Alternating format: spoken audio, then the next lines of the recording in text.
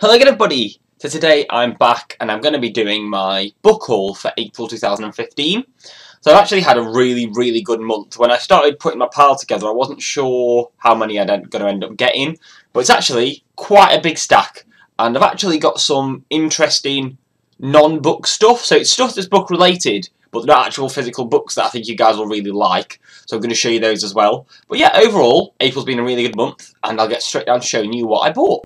So first up, here are the fiction books that I bought this month. Now actually this month I've bought more other stuff than I have fiction, which is quite rare for me. I have to say I do like non-fiction, but it's rare that I buy more non-fiction than fiction, but this month that's exactly what's happened. One of the fictions I did buy is Tom Toynbee's Nora Webster. So I don't know much about this book, I have to say. I know that it's quite literary, and it follows Nora Webster, whose husband has just died. She's in Ireland, and her and her sons are having to try and rebuild their life after the death of her husband.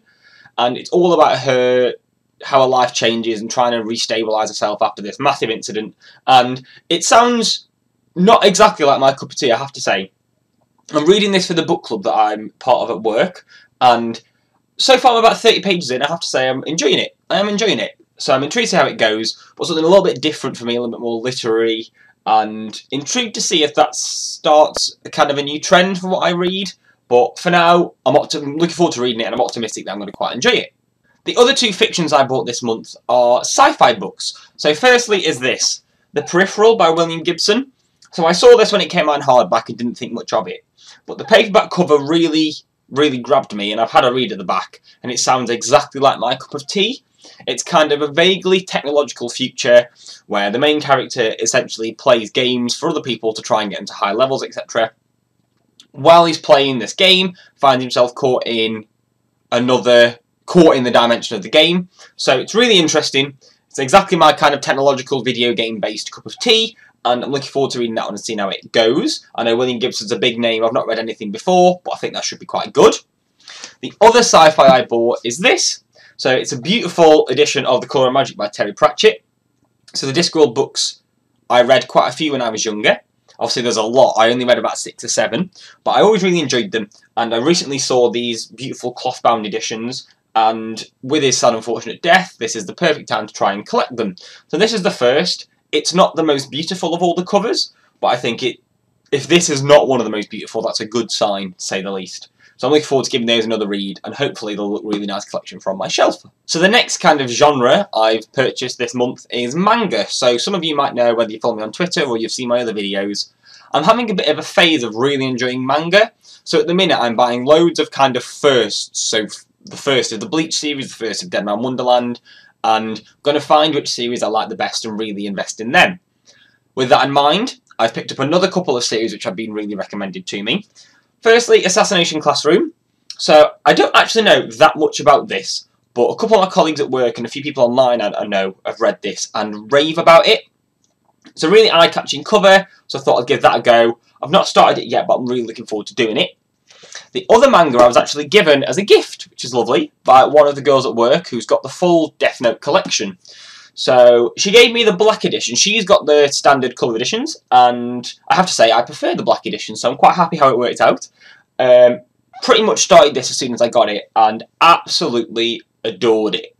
I think the characters are really clever, and just everything is perfect about it. So really glad I got that. I think I'm going to really enjoy reading all the Death Note books, and I have to say free books are always good, especially when they're that beautiful. That brings me on to my non-fiction. So as I've said, this is my biggest pile this month. Firstly is Flash Boys by Michael Lewis. So this is a bit more obscure. It's not the kind of thing I'd normally read, but I've been recommended it by a few friends and colleagues again and thought I'll give it a go. It's essentially about high-frequency trading and how traders in America manage to essentially cheat the system and make millions and billions of dollars on it. So apparently it's really readable. Michael Lewis is quite a big name in this kind of area, and I'm looking forward to giving that a read. Something a bit different to my normal reading, but I think I'll really enjoy it. Anyone that watched my video for To Be Read for April will have seen that I said I was after some more political reading, and I found the perfect book for that. This, Who Governs Britain by Anthony King. So straight away they are a beautiful eye-catching cover. The Pelican Introduction series are always lovely, and this is the most recent one. Anthony King's quite a big name in political writing, and this essentially goes over the British political system. Where does the power lie? Who really makes the decisions? Who influences what happens? And it's perfect pre-election reading. It really gave me a good insight into British politics as it currently is in comparison to how it used to be, and straight away knew this was going to be one that I'd absolutely love and perfect for this time of year, and definitely advise anybody to grab this that wants to do some political reading before the election next week. Next up is this chunky book. So it's called Sapiens. I'm not even going to try and pronounce the whole name right because I'll just get it wrong to start with. But as a history student, this is one of the most exciting books I've seen in a long time. It's a fascinating look at the development of humanity. So not necessarily a history as such, but focusing on the development of Homo sapiens and how they became the dominant species, how they formed into civilization. So it covers everything from a bit of anthropology, a bit of history, a bit of politics, and I think that's basically one of the perfect combinations for me. So I'm really looking forward to reading that one as well. Lastly is The Year of Reading Dangerously by Andy Miller. So this is essentially a bookseller's dream. It's a guy who used to be a bookseller, quits his job, and starts to read all of these books that he never got round to. You know, those books that you pretend you've read because you know you're meant to, but you haven't actually read them. So I've got loads. I've not read 1984, I've not read To Kill a Mockingbird, I've not read The Great Gatsby, I've not read so many of the kind of classic books that I know I should have done. And this is a biography of a guy who quits his job and does just that. He reads these books that he's never read and always wanted to read, and it's how his life is shaped by them, and it sounds fascinating.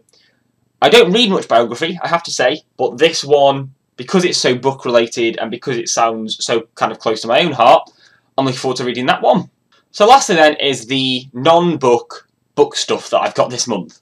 So first up, this is actually a present I had for my birthday off one of the guys I work with, and it's not necessarily book related, but it's so cute it deserves a mention anyway, and that's Little Pop Hawkeye, who is the cutest. Anyone that's seen the Avengers second film will know that Hawkeye gets a lot better than he did in the first, and this is just one of the most amazing things to have on my shelf. Other than that, I also bought these. So they're called chapter prints or lithographs, and essentially they're really cool pictures. So this is a representation of The Origin of Species by Charles Darwin, but the picture is actually made out of the first chapter of the book, so you can't probably see properly, but it's really little tiny words that make up the image, and we sell these at work and I've been eyeing them up for months. And with it being my birthday last weekend, I thought I'd just go for it. And these are going to go on my wall. I think they're perfect. They're a perfect book nerd present, to say the least. So I've got the Charles Darwin, and I've got the Da Vinci one as well. So I think it's complete chance I've gone for two non-fiction books, but I think they're absolutely beautiful. I'm really looking forward to having them on display in my house. So there we have it. That's my April book haul, and non-book haul, as it ended up being. It's been a really, really good month. I've got loads of stuff I want to read, and the difficulty is going to be deciding what to read next because I've got so much of that stuff that I just want to start straight away. And I've got a couple of other things I'm due to receive soon that I'm also really excited about, but I'll talk to you about them when I get them through. Other than that, if you've enjoyed any of these books, if you've read anything at all that I've mentioned, or got anything you want to say about anything, comment that down below, that'd be great. Otherwise, leave a like and subscribe. My Twitter and Goodreads, as ever, will be in the description down below. And I'll be back in the next few days with my wrap-up and to-be read for April and May. Other than that, I will see you next time, and thank you very much for watching.